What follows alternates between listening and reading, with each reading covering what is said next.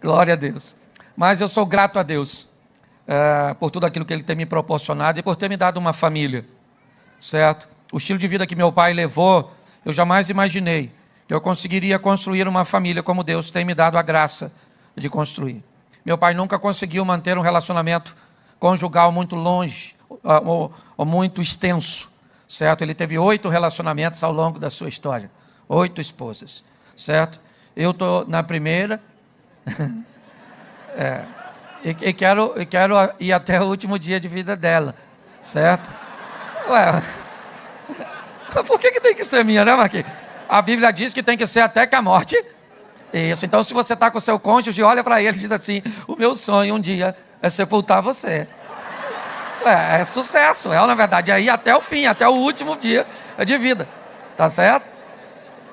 Mas eu sou casado há 32 anos e confesso a você que tenho vivido um tempo muito bom no meu casamento ao longo da caminhada.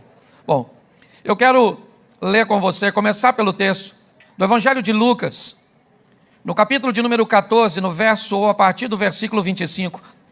Jesus começa a expor algumas coisas bem interessantes. Lucas 14, a partir do verso de número 25.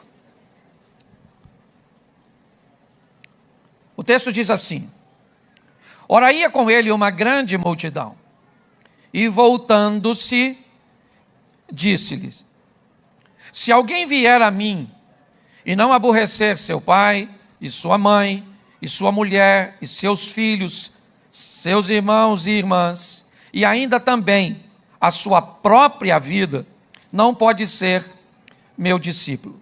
Qualquer que não levar a sua cruz, e não vier após mim, não pode ser meu discípulo. Pois qual de vós, querendo edificar uma torre, não se assenta primeiro a fazer as contas dos gastos, para ver se tem com o que acabar, para que não aconteça que depois de haver posto os alicerces, e não a podendo acabar, todos os que a virem começam a escarnecer dele, dizendo: este homem começou a edificar, mas não pôde acabar. Ou qual é o rei que, indo à guerra pelejar contra outro rei, não se assenta primeiro a tomar conselho sobre se com 10.000 pode sair ao encontro do que vem contra ele com 20.000? De outra maneira, estando o outro ainda longe, ele manda embaixadores e pede condições de paz. Verso 33, assim pois, qualquer de vós que não renuncia a tudo quanto tem, não pode ser meu discípulo. Feche os seus olhos. Senhor nosso Deus e Pai, em nome de Jesus, eis aqui a tua palavra, continua falando conosco. É o que nós te pedimos, que toda distração, que tudo aquilo que não provém de ti caia por terra e que mais uma vez o teu povo saia abençoado em nome de Jesus. Você pode dizer amém? Amém. Bom, eu quero começar dando ênfase ao que Jesus está fazendo nesse ambiente. Note que Jesus está envolto numa multidão e elas têm um intuito: segui-lo. Elas acham que desejam caminhar com ele. Elas acham que são capazes de se tornarem seus discípulos, de tê-lo como exemplo e de viver um estilo de vida bem próximo do dele. Só que num determinado momento Jesus para e olha para a multidão. E me parece que o que ele quer é conscientizá-las do que elas estão querendo. É mostrar para ela que tem um custo, que tem um preço, o que elas desejam. Então o que me parece é que ele cria um processo seletivo. Jesus vai explicar àquelas pessoas o quanto custa ser seu discípulo. Como é que as coisas funcionam? Porque pessoas que vão entrar em lugares desconhecidos, em ambientes cujos quais ela não tem muita informação, quanto mais rápido elas descobrirem o que vão fazer, o que pretendem fazer, o quanto custa, e aqui já eu vou estar transferindo isso para um ambiente de ter uma família, de se casar, de construir filhos, de entender tudo isso, de sair de um regime, certo? Onde você é livre para um semiaberto. É porque o casado é quase um semiaberto. Você sai para trabalhar de manhã e volta para dormir em casa e tem um encontro íntimo lá uma vez ou outra. Tá certo? É mais ou menos isso. Mas a minha proposta é mostrar a vocês, já eu vou transicionar. Mas eu preciso que você entenda o que Jesus está dizendo. Ele está dizendo às pessoas que estão caminhando atrás dele, ele volta e diz: olha, eu preciso explicar algumas coisas para vocês, se vocês querem ser meu discípulo, ou meus discípulos. Como é que as coisas funcionam. E ali ele começa a estabelecer algumas coisas. Ali ele começa a explicar, certo? Que as pessoas viverão confrontos com um novo estilo de vida que ele oferece para as pessoas. E fique tranquilo, porque quando o texto diz aborrecer seu pai, sua mãe, seu irmão, sua irmã, ele termina dizendo, certo, que ele também terá que aborrecer a si mesmo. Ok? Ou seja, ele vai enfrentar adversidades para se relacionar em todos os ambientes cujos quais ele será luz, ele será uma referência, ele será alguém, certo, que irá conduzir novas pessoas, ou pessoas ao novo estilo de vida. Então é muito importante. Quantos solteiros nós temos aqui? Levante a mão, você que é solteiro. Já eu vou começar pelo casamento. Isso, baixa a mão para que as pessoas não te vejam. Isso, baixa a mão, não fica com ela levantada há muito tempo não. Senão alguém acaba te localizando. Aí você casa e depois bota a culpa em mim. Foi o pastor que estava lá.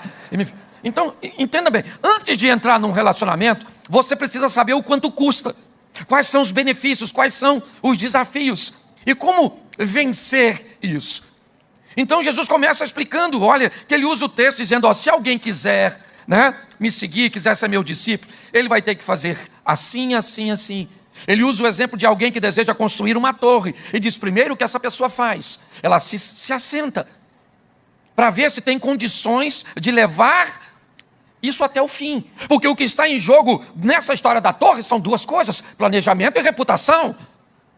É disso que ele está dizendo, pessoas devem se assentar primeiro para ver quanto custa construir a torre, porque senão ele começa a construir e não consegue terminar, e as pessoas dirão dele, você começou a construir e não conseguiu terminar.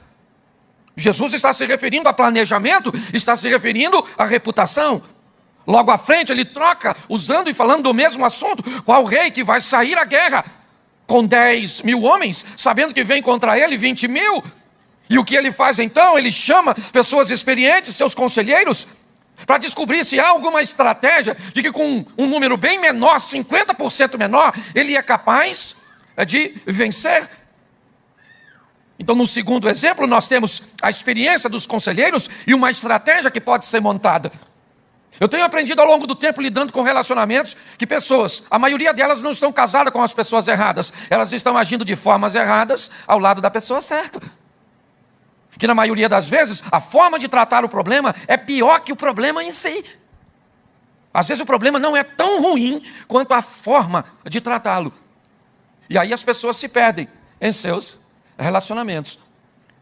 Então a primeira coisa que nós precisamos entender é que não é barato construir uma família, em todos os aspectos. Não é barato financeiramente, você que é solteiro, tu sabe quanto custa a conta de luz, água, telefone, gás, IPTU, alimentação, escola, sabe nada disso, não é? Para você escureceu, a luz acende sozinha.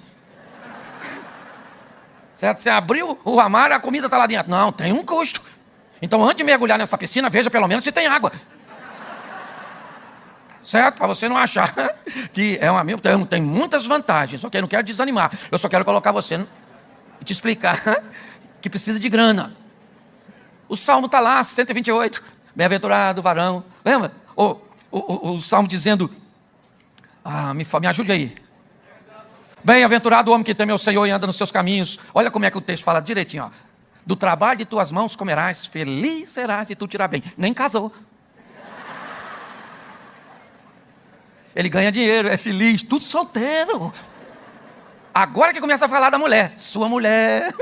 Porque é assim que funciona, dinheiro vem primeiro, mulher depois, filho vem depois. Teus filhos, lembra tudo direitinho? O que as pessoas fazem? Faz filho, não tem dinheiro, não tem mulher. E aí procura o pastor e diz, onde é que eu errei? A gente está tentando achar onde foi que você acertou, que para te dar zero, tá ruim. Tá certo? Então, se tem uma coisa que a Bíblia quer, é que você seja bem sucedido, tenha sucesso. Então procure saber o quanto custa. Custa também emoções. Custa um preço alto. Governar suas próprias emoções. Entendeu? Domínio próprio. Senhor. Eu vou contar uma história para vocês. Como é que as coisas às vezes... Eu moro a 1 quilômetro da igreja. Esse dia minha esposa falou comigo, Cláudio, eu vou com você para a igreja. Eu falei, vamos embora, vamos num carro só. Vamos para a igreja. Estava acabando o culto, ela levantou, saiu. Eu pensei que fosse para o gabinete. Acabou o culto, eu fui pro hall, e alguém me perguntou, pastor, cadê a pastora? Eu falei, eu acho que está no gabinete. Um obreiro falou assim, não, ela foi embora. Eu falei, não foi? Não pode ter ido, ela veio comigo. Há um protocolo em quem sai junto. Se for embora, pelo menos, avisa. Pois ela não avisou. Ali eu já fiquei chateado, fiquei aborrecido. Fiquei porque eu não sou de ferro, tá certo? Não tinha nada a ver com dinheiro, era emoção. É disso que eu estou falando. Fui para casa uma férias, eu estava querendo briga. Eu sou franco com você, eu estava querendo. Falei, Senhor. Quando eu cheguei, que se eu subir a escada, ela estava deitadinha vendo televisão, estava com a mão assim, pastor. Era só matar. Ela já estava na posição do sepultamento, certo? Era só matar. Eu estava uma fera. Mas aí falar para os outros é fácil, difícil é botar em prática na sua vida, né? Aí eu respirei fundo, recolhi o restante dos cacos e falei, querida, a quem você avisou para me falar que você veio embora? Ela falou, ninguém, Cláudio. Quando ela falou ninguém, aí eu falei, Senhor, tem misericórdia. Senhor, por que me desamparaste? Aí eu fui andando assim, em direção ao banheiro e conversando comigo mesmo, esperando aquele ápice passar. E eu não sei como é que eu reclamo de minha mulher com Deus. Porque tem hora que eu não sei se ele é meu pai ou ele é meu sogro. Então eu tenho que ter muito cuidado. Porque às vezes sempre manda eu ter calma com ela. Eu nunca tenho razão. Enquanto eu estou tomando banho, olha como é que as coisas... Por isso que eu falo, recurso emocional. Eu estou ali, falando com Deus. Quando eu estou me enxugando, eu escutei uma voz oriunda da sala. E ela dizia assim, Cláudio, quer jantar? Eu não queria jantar. Eu estava sem fome. Eu queria um pedido de perdão, de desculpas, que minha mulher não sabe fazer. Porque ela não aprendeu a fazer. Esse não foi o modelo de sua escola de base. Então ela não sabe. E eu falei, não respondi nada, eu estava com raiva. Fiquei quieto. Naquela hora, como se Deus falasse comigo, meu filho, ela está te pedindo perdão. Eu falei, mas nem é assim que pede perdão. Perdão, nós confessa e alcança misericórdia. Então ela pede perdão e eu perdoo. Então por que ela não pede perdão? Porque se fosse eu pediria, meu filho sabe. E aí nitidamente Deus falou comigo, meu filho, ela pede perdão assim. O modelo dela é depois que faz a besteira, tenta te agradar ao máximo para consertar a besteira. Eu falei, mas isso não é pedir de perdão. E Deus falou comigo, é o modelo dela, ou é isso ou não é nada. Eu falei, então é isso. Entre nada e esse tipo de pedido, eu vou ficar com ele. Aí ela perguntou de novo, Cláudio, quer jantar? Aí eu falei, quero, querida. Passa um bife para mim, tá? Faz um arrozinho fresquinho, uma saladinha, frita uma batata. Também queria uma sobremesa e um suco. Porque eu estou muito ofendido, você está entendendo? Então eu estou... Porque, presta atenção, você vai precisar saber, ao longo da sua caminhada, que para você viver em família, custa emocionalmente. Você vai ter que aprender a lidar com as suas emoções para tolerar o comportamento dos seus pais, de seus avós, de seus filhos, de seu cônjuge, de seus parentes. É assim que funciona. Nós precisamos entender que existe um custo para isso. E se você não estiver disposto a pagar, você não vai conseguir viver com gente. É por isso, eu já falei isso aqui, porque tem gente que trocando relacionamento de gente por bicho. Está criando bicho e botando o nome de gente em bicho.